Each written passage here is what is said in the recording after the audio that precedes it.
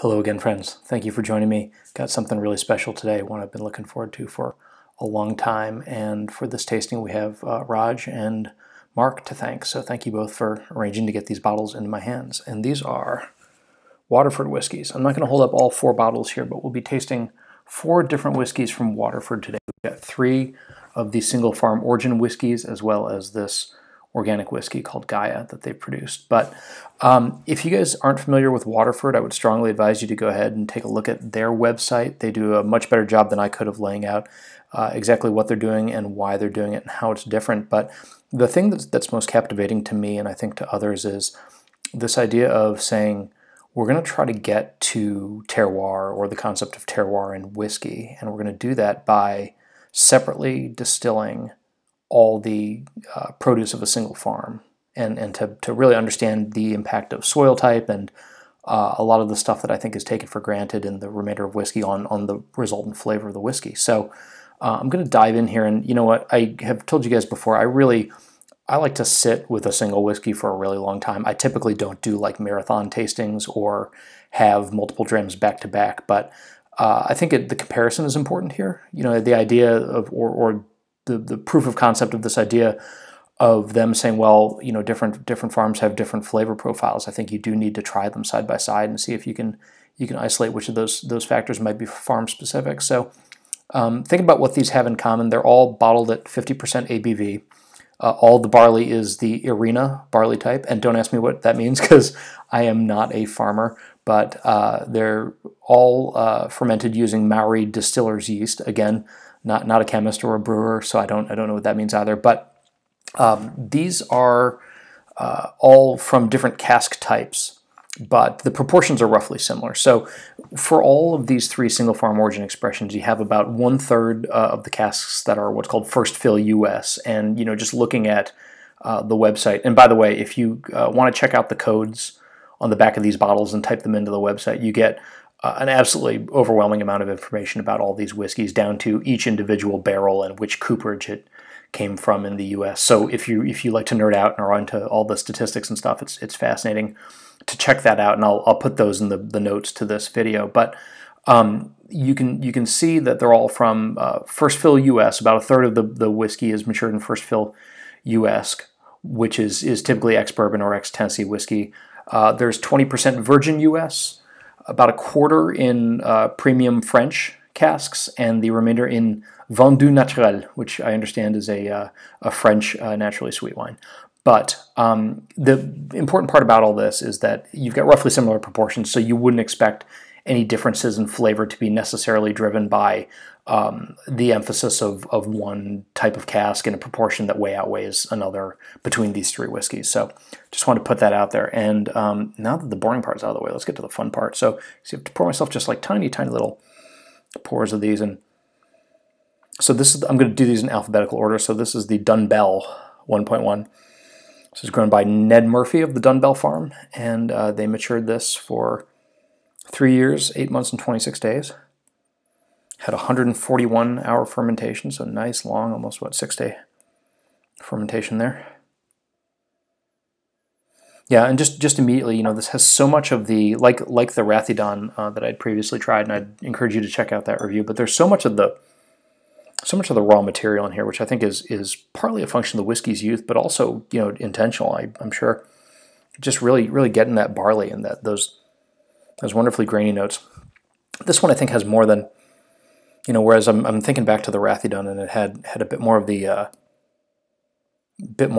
floral and fruity notes. I mean, this is very much, I think, leaning towards more of those cereal elements, like a hint of mint in there. But yeah, very clean presentation. Again, real emphasis on the raw materials and the inputs here, which is consonant with the approach that I understand Waterford's taking. So I'm going to smell these first in cadence, and then taste them, if that makes sense. So this is the Dunmore, and interestingly, this has a lot more of that rich fruitiness. Sorry, this was grown by John Tynan at the Dunmore farm. Another long fermentation, even yet longer this time, 156 hours. And they matured this again for 3 years, 11 months, and 17 days. So, you know, these are young whiskeys without a doubt. But So that's fascinating. I mean, this has so much more in the way of like darker, what I might consider darker notes. So like maybe Anna's, or there's like some like a clove cigarette smoke, and kind of smoky and fruity together, or smoky and sweet. Yeah. So I mean, just very clear difference between those two. You know, I'm getting a hint of the barley there, but not as much. Whereas the Dunbell I think was very barley forward. Just gonna give my nose a little break here for a second. And you know, there was some controversy when these originally came out, because I think people had heard of the concept and thought, okay, we're going to get some very pure expression of this, like it's going to be, you know, single farm, single cask strength, or you know, whatever the most unadulterated version was. You know, but I think from Waterford's perspective, there's still like, this is still a business. There's still commercial considerations, and while you and I might rejoice in having an endless variety of one-off single casks that we can, you know, assemble and collect and taste, I think, you know, trying to make that work from a business perspective probably wasn't feasible or likely. So, you know, they have done, I think, a good job in terms of getting some consistency across factors like I talked about with the various cask types, but you know, still letting the individual farms sing out. So now moving on to Rathclough. So from Richard Raftus from the Rathclough farm. Also, you know, just over 3 years old and 141-hour fermentation, so similar to the Dunbell. And this is yet a different animal. This one has amazing. It's almost like appley. It's just very like ripe fruit. Like, you ever get an apple that's like a red apple that's like just like so ripe that it's almost kind of turning brown and getting a little squishy, like that very ripe apple, like a very autumnal note, almost like a like an apple cider. Yeah, and more pronounced woodiness on this one I get relative to the other two. I mean, there seems to be a lot more of not in a bad way. So that smells like, again, very fall, very Christmassy, very autumnal, very like it's kind of nice, kind of comforting. And I'm going to go back through them. So this is back to the Dunmore.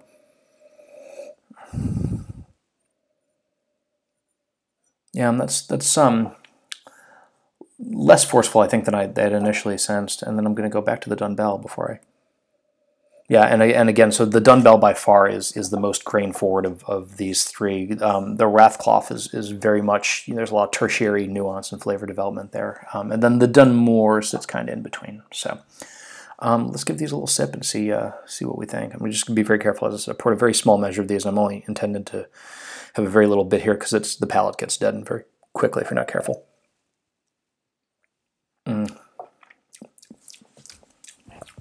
Yeah, consistent with the nose. You know, you're getting, there's a little wisp of mint at the very beginning of the palate, but then you're getting a lot more of that grain. There's a very like a bready kind of flavor.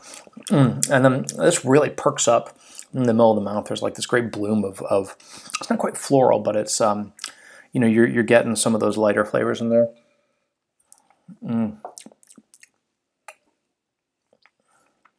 I'm taking just the tiniest little sips, you guys, so bear with me while I kind of try to unpack this. Yeah, more kind of earthy and a little bit more herbaceous kind of flavor through the finish here. So that's interesting. Yeah, it develops more than from the nose on the palate. You know, the nose is very grain driven. This has a little bit more diversity and variation of flavors to it. So I'm onto the Dunmore now.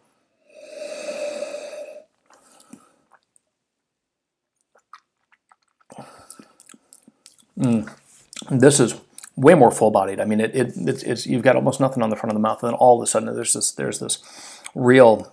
I think what these have in consistency, they really bloom towards the middle of the palate, but this one has a real kind of like a roasty flavor almost, or a woody nuance to it. And then we're going to have the Rathcloth. Going back to this, and then again more of those like apple aromas.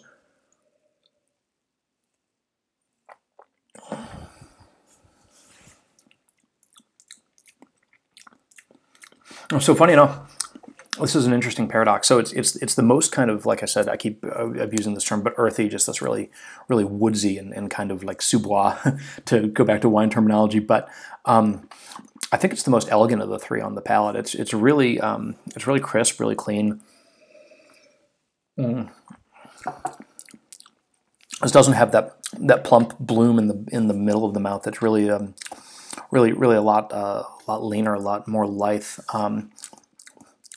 So funny. I think if you forced me on the nose, I might have said rank these Rathclough, Dunbell, and then Dunmore. But I think the palate might be the other way around. So I think I enjoyed the Dunmore best, and then probably the Dunbell, and then the Rathclough. But you know, just to go back to the initial premise here, do these prove that if you were able to take the same barley from different farms and ferment it with the same yeast and then mature it in roughly comparable proportions of casks and then bottle it at the same strength, you know, would there be a difference? And I think the difference is clear. And you know, look, you can debate ad infinitum if you think that I'm just playing tricks on myself because I have decided I believe this already or whatever. But you know, I would like to think, and I'm gonna circulate samples of these widely and hopefully get some other opinions on them. But like, I think that I think there's a clear difference in these three whiskeys. I mean, there's commonality to them, and if you asked me to guess, I hope I would say, well, look, I mean, they're the same type of whiskey, but there's three different flavor and aromatic profiles here that are very clear. And you know, again, I think that's proof of concept of what Waterford's trying to do in terms of getting these farms and considering them individually. And again, there's like way more scientific work on this and soil type and all this stuff that goes into it, and putting numbers and quantifying just some of what I'm doing very subjectively in trying to taste these. So, but yeah, it's of all those three. Again, I have a relative preference for the Dunmore, I think, but like they're all good. They all bring something new and interesting. And again, you know, there's been a knock on Waterford, I think, for the whiskeys being very young, but these don't taste young to me in the sense of having any awkwardness or in the development of the aromas or the flavors being incomplete or having any requiring anything additional. I mean, I'll be fascinated as time goes on, and I presume they're going to release older whiskeys. But you know, for now, like I would happily sip on any of these, and I've got fortunately 3 nearly full bottles here to enjoy and to share with others. So let's move along and try the Gaia. So I'm going to just show you the label again, so you can see this is not a single farm origin. This is it's a single malt whiskey, but it is organic. And I guess the backstory of this is that organic barley does not yield as much as non-organic barley, and that they found 6 farmers who were willing to grow organic barley: Jason Stanley, Patty Tobin, Trevor Harris, John Malik, Pat Booth, and Alan Jackson.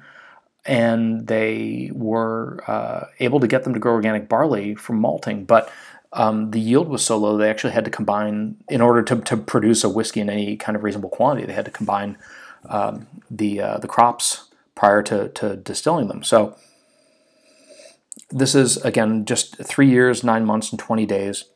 It's a different variety of barley, actually. It's Overture. And then the yeast is the same as that Maori distiller's yeast.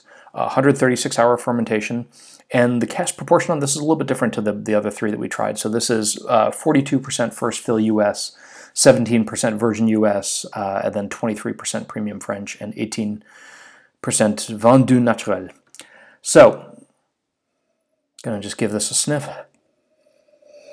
So this has a distinct barley note. It's got a distinct fruit note.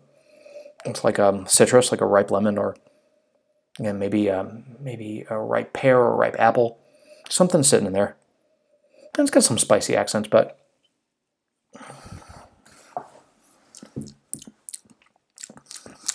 on the palate, this tastes quite a bit younger to me than the other 3. And it's not, as we know from the facts that we've been given about this, but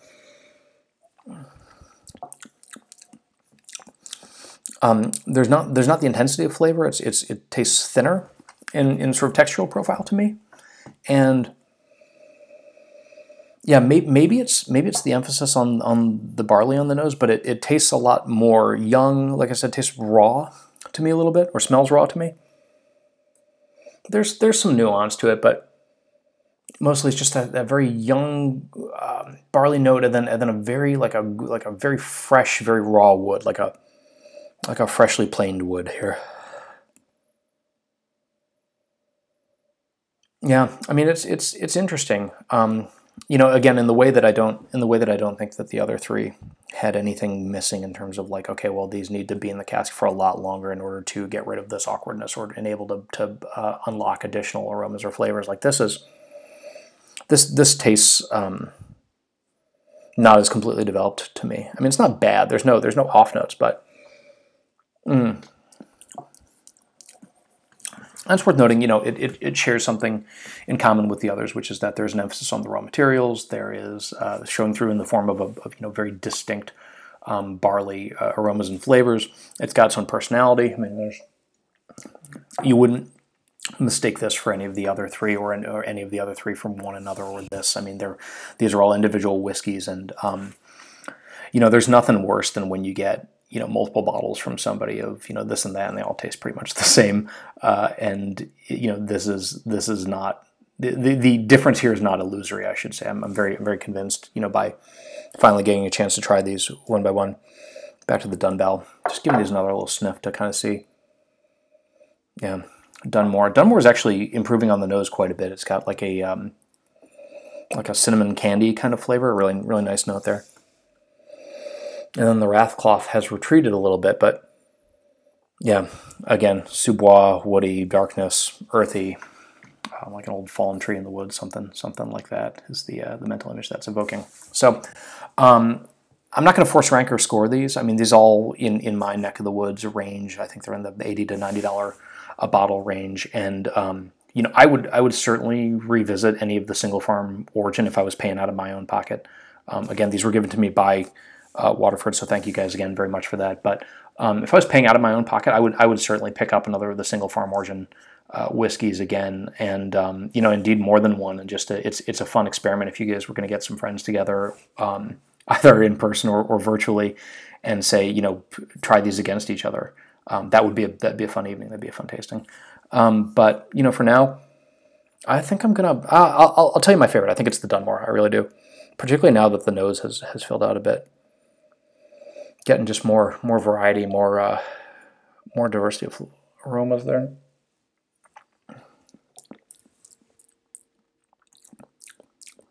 Yeah, and again, just really, the palate is so well developed, and there's good texture. It's all the elements are harmoniously integrated. Nothing stands out as being like particularly out of place, or there are no off notes. I mean, it's just tasty whiskey. So I hope this is helpful. I hope this has been informative. I know that not a lot of people have had a chance to try these whiskeys, so as time goes on and you see bottles around again, I would personally be willing to purchase one of the single farm origin bottles that I hadn't tried yet, and if you see one, I would encourage you to do the same. And please let me know what you think if you have tried them, and leave a comment or reach out. I'd be keen to have a dialogue about this. But in the meantime, have always really appreciated all the support. People give positive feedback about these videos, and it means the world to me. I really appreciate it, and really love the chance to continue to share this hobby and our passion for this wonderful stuff in the glass here. So to all of you who continue to pay attention and indulge me and come back again and again, thank you very much, and cheers to you all.